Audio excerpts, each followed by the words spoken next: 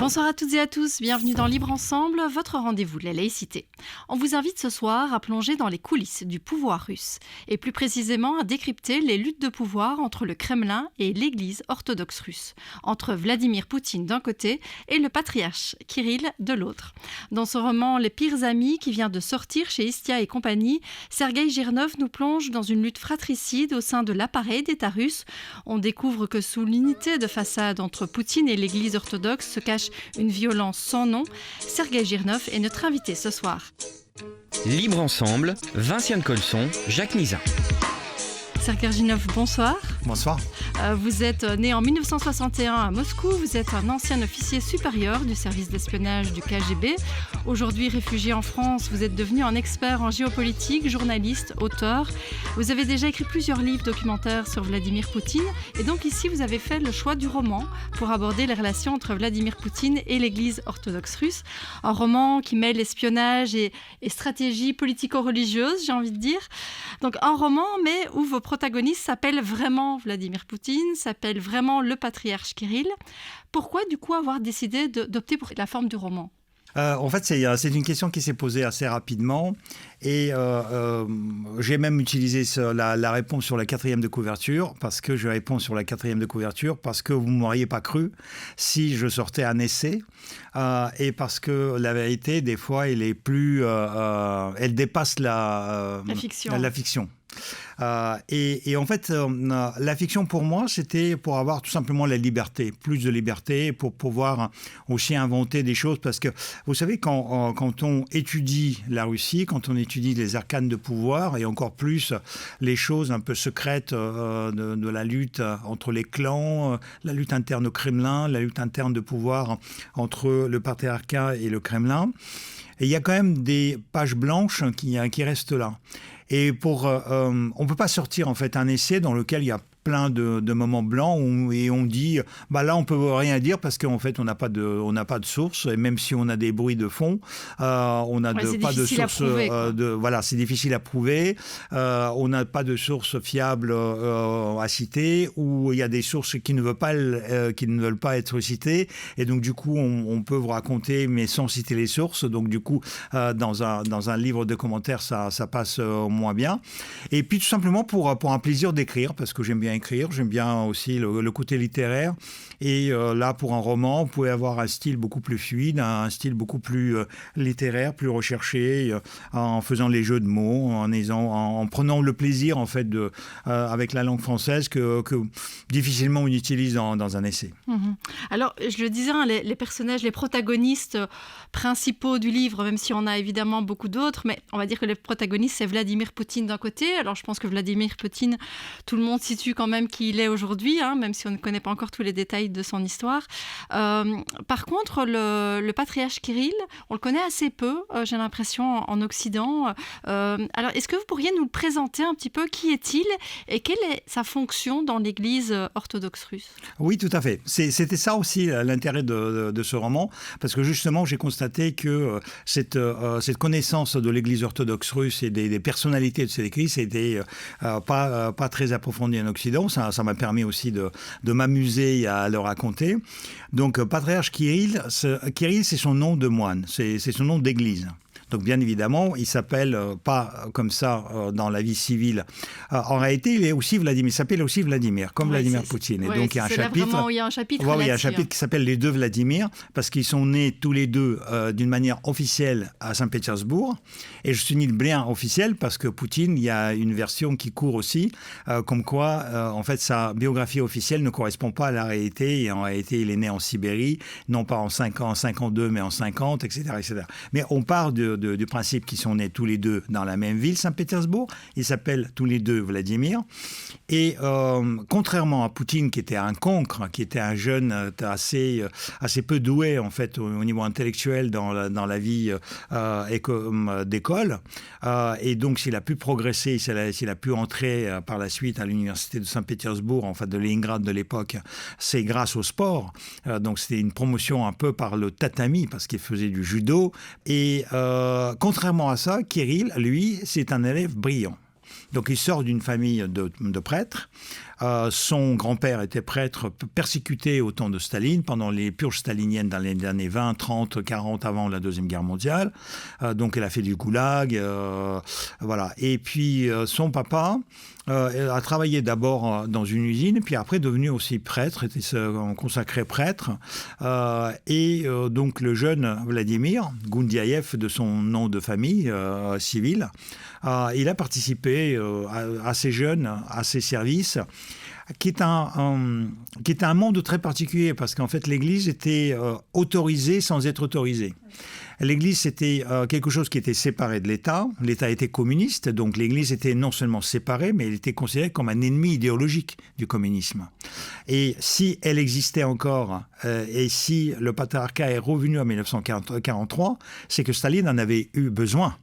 Pendant la guerre, en fait, il a d'abord essayé d'unir le peuple pour défendre la patrie avec les slogans communistes, mais il a très très vite compris que ça ne suffisait pas, qu'il y avait plein de gens qui pouvaient défendre la Russie, mais qui ne voulaient pas défendre le communisme. Et donc du coup, il a réinstauré le patriarcat de Moscou, qui était quasiment inexistant depuis 1925. Et donc, en même temps, c'est une institution qui était officielle, mais en même temps, elle était officieuse parce que, donc, contrôlée par l'État, contrôlée par le KGB. Un peu au service de l'État, quand même. Hein, enfin, on ne pouvait pas dire exactement au service de l'État parce qu'en fait, elle était considérée quand même comme un ennemi idéologique. Mais l'État l'utilisait. Donc, l'État l'utilisait et l'État le contrôlait. Donc c'est ça. Donc les services secrets contrôlaient cette église, mais l'État l'utilisait. La plupart du temps, il l'utilisait à l'étranger pour la lutte soi-disant pacifiste. Donc quand il fallait envoyer quelqu'un dans les congrès de pacifistes pour bien évidemment dénoncer, vous savez, l'impérialisme américain, l'impérialisme de l'Occident.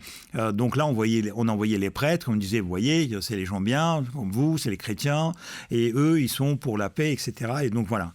Et donc notre ami Kirill, il sort, il fait le séminaire, et il sort très très rapidement aussi de l'académie théologique. Donc il a un doctorat en théologie, il est brillant, il a 24 ans, il est ordonné archimandrite, et chez les moines, c'est le top, en fait, c'est le sommet de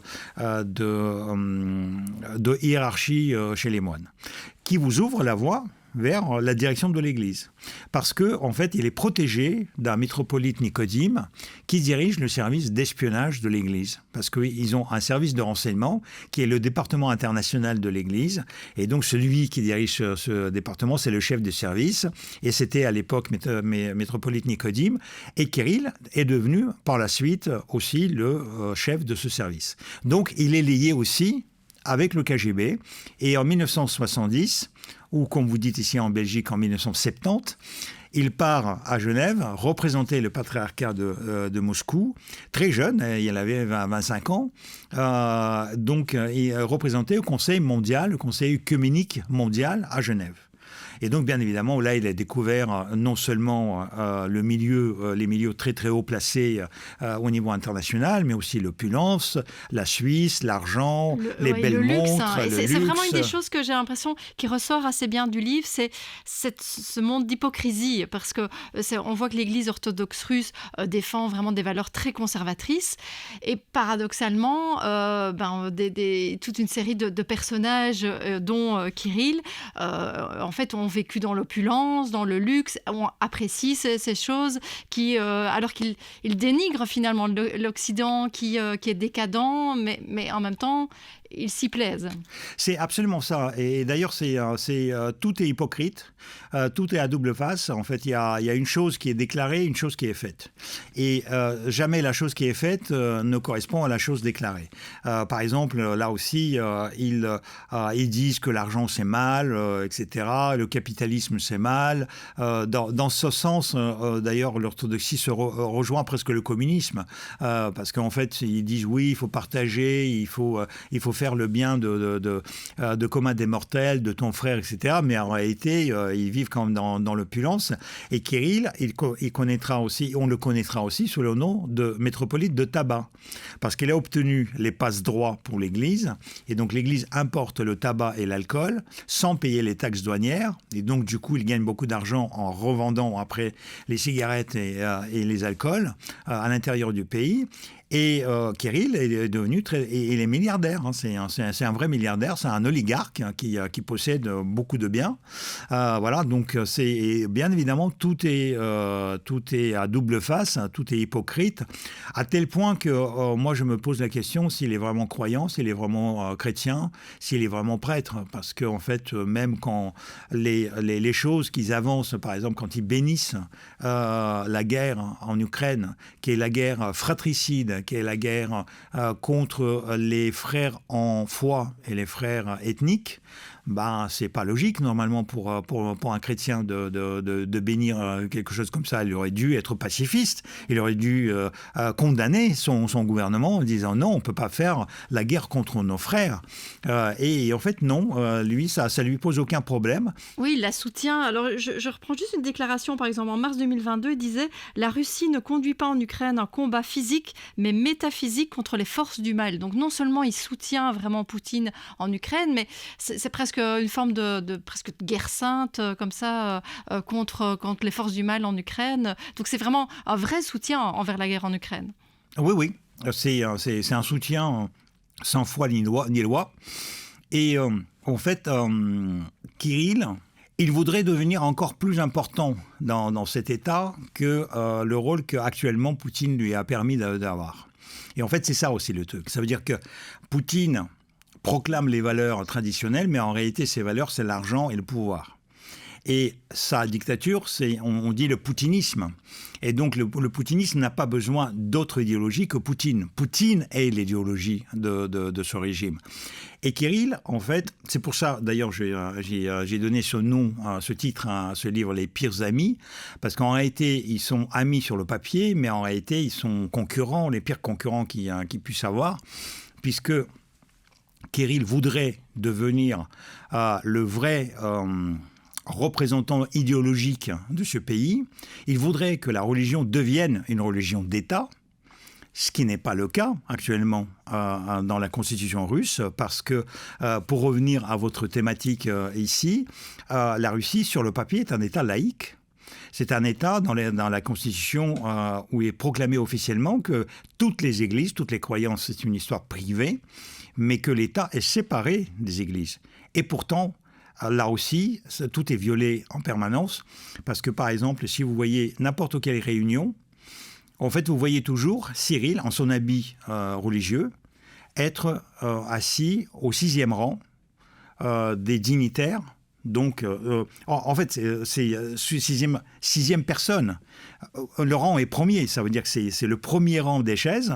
Donc, Poutine, quand il prend la parole, face à lui, il y a toute une salle, mais sur le premier rang, il y a 5 personnes, et Cyril est la 5e. Donc, avec Poutine, il est le 6e dans le protocole de l'État. Et donc, ça aussi, c'est complètement contraire à la chose écrite, à la chose laïque, à la chose constitutionnelle. C'est une violation de la Constitution. Mais bon, il y en a tellement que personne ne pose plus la question pourquoi, en fait, cette Église qui s'approprie déjà cette représentation, ne serait-ce que par rapport à d'autres religions. Parce que d'autres religions, par exemple les musulmans, ils sont aussi dans cette salle, mais ils seront au milieu de la salle. Et c'est seulement Kirill qui sera au premier rang. Parce que, soi-disant, ça représente les orthodoxes. En fait, la Russie, c'est un pays aussi où il y a beaucoup de choses qui ne correspondent pas à la réalité, parce que, par exemple, on dit que 80% des Russes se proclament orthodoxes. En fait, c'est faux, parce que si vous prenez les pratiquants, les pratiquants orthodoxes, il y a entre 1 et 3%. Les églises, en réalité, sont vides. Et pourtant, il y en a, je pense que dans votre livre, à un moment, on parle des enfants qui attendent à la sortie de l'église. Et en fait, vous le dites, il y a plus d'églises que d'écoles. C'est ça. Et en fait, c'est quelque chose c'est un phénomène qu'on a constaté en 2023. Donc, sous Kirill, on a construit, je crois, 50 000 églises. Et à un moment donné, les églises ont dépassé le nombre d'écoles. Donc, on a fermé un certain nombre d'écoles, vous savez, dans les provinces, petits villages, etc. Et à la place, on construisait l'église. Mais ce n'est pas pour autant que cette église était remplie. Donc, en fait, c'est le nombre d'églises, donc le peuple qui était là. Donc, en quelque sorte, c'est aussi un tissu à réseau de renseignement.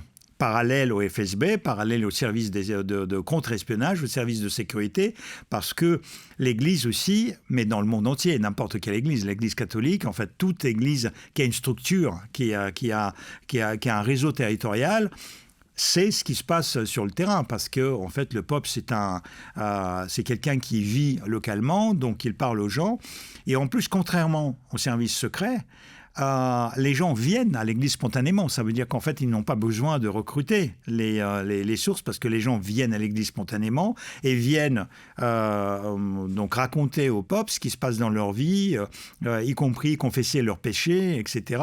Donc du coup, comme le Vatican, donc le patriarcat de Moscou est très informé et possède pas mal de réseaux. Et dans ce sens-là, ils s'inscrivent bien dans la logique en fait des services secrets.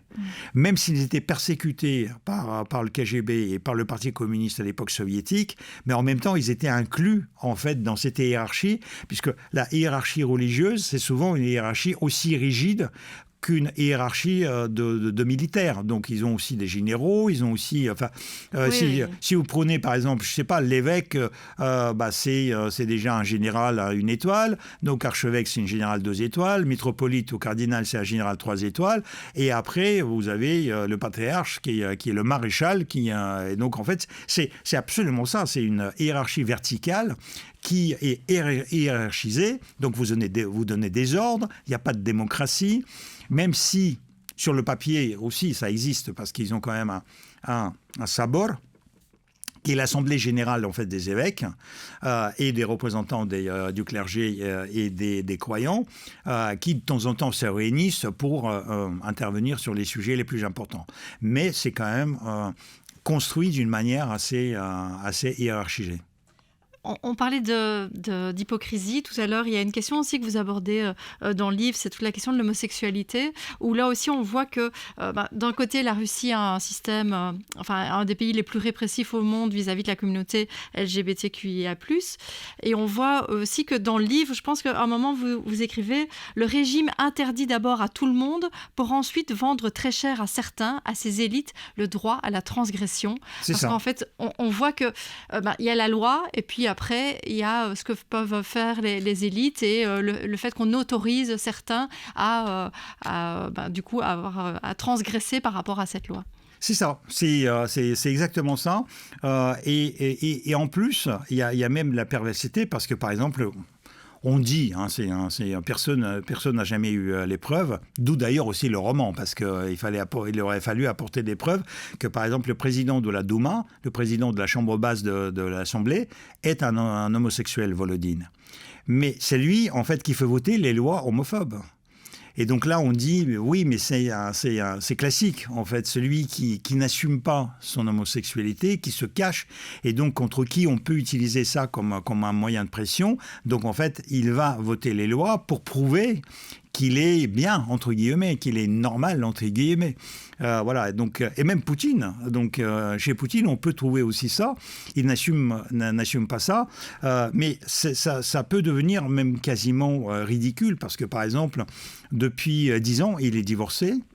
Et là, pour l'année 2024, il a proclamé, par exemple, l'année de la famille. Et donc, il parle toujours de la famille, des enfants. Mais lui, on ne le voit jamais en famille, on ne le voit jamais avec ses enfants. Il est divorcé. On dit qu'il a des maîtresses, mais pourquoi il n'a pas épousé les maîtresses que, soi-disant, il avait eues pendant les années où il vivait encore avec sa femme. Donc, il y a plein de questions qui ont été posées. Et donc, en fait, ces informations circulent, tout en sachant que, bien évidemment, c'est un roman. J'ai rajouté aussi, j'ai grossi les traits. C'est ça aussi, parce qu'en réalité, il ne faut pas prendre non plus tout ce qui est raconté dans ce livre au pied de la lettre. C'est aussi un tout petit peu, j'ai parfois même mis exprès des sujets qui sont un peu de provocation, mais le fond est réel. Ouais. Alors, concernant cette lutte fratricide entre Poutine et Kirill, donc dans un sens entre le pouvoir du Kremlin, entre Poutine et le pouvoir de l'Église orthodoxe, alors on ne va pas spolier la fin du livre. À un moment, vous faites un choix au niveau du roman par rapport à cette lutte fratricide, mais on va dire dans la réalité, est-ce que vous pensez que cette lutte fratricide, à un moment, pourrait prendre des formes d'attaques plus concrètes, d'attaques terroristes, d'assassinats de l'un ou l'autre, ou est-ce qu'on est dans une lutte fratricide, mais où finalement le fait que l'un existe arrange bien l'autre? Il y a ça, il y a un peu de ça, mais en même temps, il y a quelque chose qui est prémonitoire dans mon livre, parce que je vous rappelle quand même que j'ai rendu le texte à l'éditeur au mois de février cette année. Et au mois de mars, donc il y a eu un attentat des Tadjiks, de l'État islamique et de Vilayat Khorasan d'Afghanistan, qui était dans la grande salle de concert. Et en fait, dans le livre, je décris un attentat. À un moment donné, j'ai même pensé changer et prendre le vrai nom de cet attentat, puisque j'avais encore la possibilité de le faire avant l'impression. Mais j'ai choisi de ne pas le faire parce que, vous avez compris que, en fait, ce que j'ai mis dans le livre, c'est réalisé, même si le nom n'est pas exactement ce que j'ai écrit dans le livre. Il y a une deuxième chose qui s'est réalisée, les attentats au Daghestan contre 2 synagogues et 2 églises orthodoxes, avec un prêtre orthodoxe qui a été égorgé. Et donc, ça a été fait par les musulmans, aussi par les islamistes radicaux. Et ça aussi, je l'ai mis dans le livre. Donc, il y a quand même des choses que j'ai bien ressenties. Et en fait, ce que je ressens depuis 1 an et demi, c'est que Poutine, par sa compromission avec l'islamisme radical, pousse en fait la Russie vers une guerre de religion. Et cette guerre est bien possible. Et donc, dans cette guerre de religion, Poutine, regardez, je vous ai dit déjà, si vous regardez les guerres qu'il mène, c'est toujours la guerre contre la Géorgie, qui est un pays orthodoxe, donc un pays frère, ou l'Ukraine, qui est un pays frère en foi et aussi en ethnie. Et en même temps, il reçoit le Hamas, il reçoit les talibans, il fricote avec les Iraniens, il fricote avec Kadyrov, il fricote avec les Houssites, etc., etc. Et donc, en fait, on a compris qu'il a pris la cause musulmane mieux que la cause orthodoxe, principalement russe et soi-disant majoritaire. Et donc, bien évidemment, ça ne doit pas plaire à notre ami Kirill. Et ça ne doit pas plaire non plus à des milieux d'extrême droite russe, nationalistes, quasiment néo-nazis, très religieuses, et aux oligarques comme Malofeyev, qui est un oligarque très connu, qui possède aussi les médias, qui sont les médias radicaux orthodoxes, mais aussi le philosophe Dugin, qui est le philosophe qui se veut le philosophe de Poutine, etc., etc. Et il y a autre chose aussi, c'est que le livre commence par une citation de Ilyine, qui est un philosophe très connu russe, qui a vécu au XXe siècle, qui a vécu en Allemagne, qui est mort en Suisse. Et donc, Poutine le cite assez souvent. Et en fait, ces citations, c'est qu'en gros, il a écrit dans les années 1948-49 les essais, et il disait en gros que les nazis, les fascistes avaient raison, sauf qu'ils ont mal fait un certain nombre de choses. S'ils n'avaient pas fait la Shoah, tout le reste, c'était correct, etc., etc. Et Poutine cite ce philosophe. C'est pour vous dire où ça peut aller, jusqu'où, à quel niveau ça peut aller dans ce délire idéologique. Alors, sur la 4e de couverture de votre livre, on voit une photo de vous qui tient un journal à la main. Et sur le journal, donc, il y a un article en gros plan intitulé « Sergueï Girnov, l'ex-espion du KGB qui n'aimait pas Poutine et c'est réciproque ».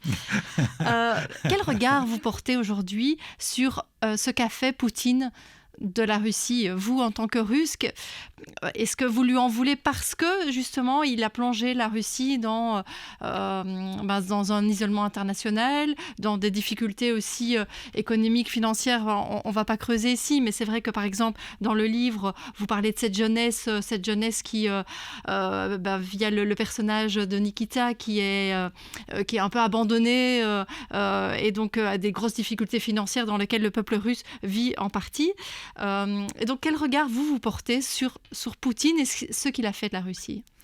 En fait, Poutine, au début, il pouvait presque être sympathique, parce qu'il passait pour un Russe moyen.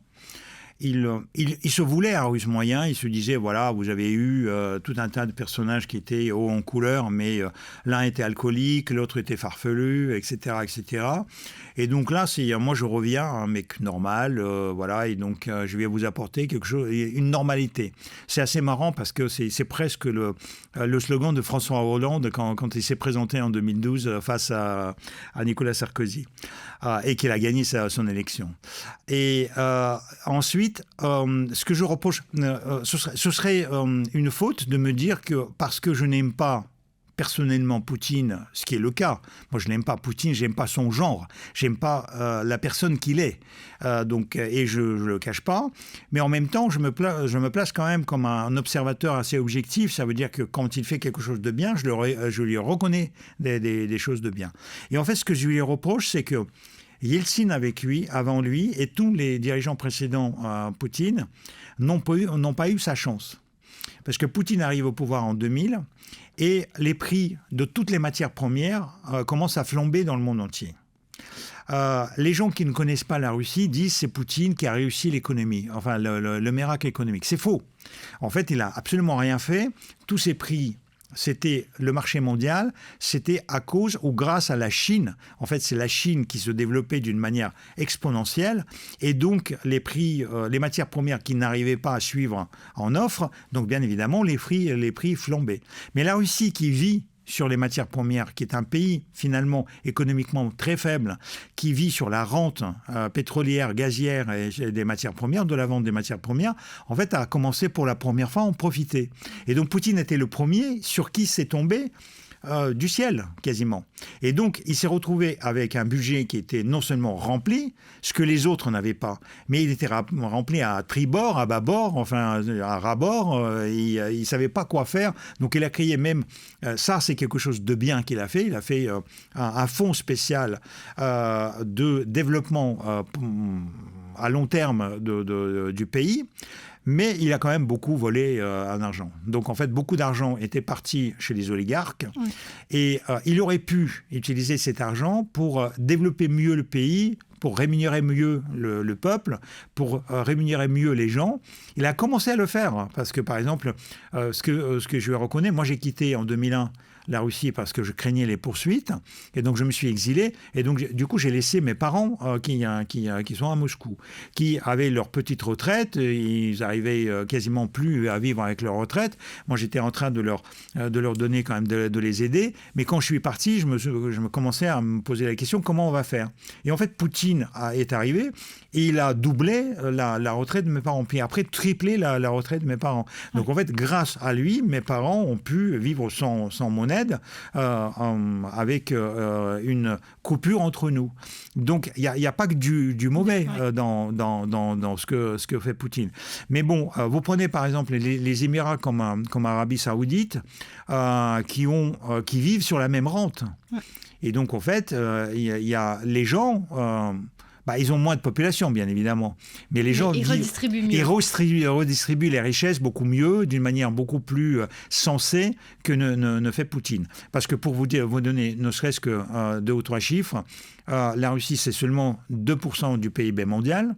Donc, malgré la richesse du pays et malgré la taille du pays, 17,5 millions de kilomètres carrés,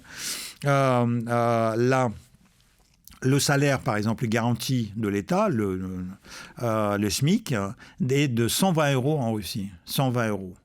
Là, actuellement, Poutine fait une réforme des taxes, des impôts. Et il dit ne craignez rien parce qu'elle va concerner très peu de gens. Et donc, en fait, ne sont imposés que les gens qui gagnent plus de 2 000 € par mois. Et il dit il y a seulement 3% de gens qui gagnent plus de 2 000 € par mois. Ça veut tout dire sur le niveau de vie en Russie. Mais Sergueï Girneuf, merci beaucoup. J'invite vraiment tous nos lecteurs à lire donc votre livre Les pires amis, publié chez Istia et compagnie. Si vous voulez vous intéresser vraiment aux relations entre l'Église orthodoxe russe et Poutine, mieux connaître ces personnages, mieux connaître le fonctionnement finalement de l'Église orthodoxe et les luttes fratricides entre les deux, dans ce roman, vous pourrez trouver tout ce que vous voulez. Juste une petite phrase. Ouais. C'est un roman. Hein. Ça veut dire que vous pouvez tout simplement suivre les aventures, parce que c'est un livre avec lequel vous pouvez vous amuser sur la plage, dans le métro, dans le tram pendant les vacances. Donc, tout à fait. Un roman effectivement d'espionnage avec tous les éléments du roman d'espionnage, de l'intrigue jusqu'à la fin. Merci beaucoup Sergueï Girneuf. Merci à vous de nous avoir suivis. Et à très bientôt pour un nouveau rendez-vous de la laïcité.